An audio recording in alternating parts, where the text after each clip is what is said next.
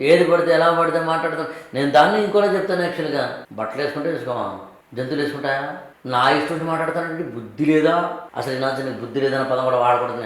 నిజానికి నేను బుద్ధి లేదన్న పదం కూడా వాడకూడదు ఇక్కడ. కానీ ధర్మాగ్రహాన్ని చెప్పేటప్పుడు వాడాను నేను. అంటే ధర్మాగ్రహాన్ని చెప్పేటప్పుడు వాడినప్పుడు ఆ పదానికి కొన్ని అర్థం వేరవుతుంది అనమాట.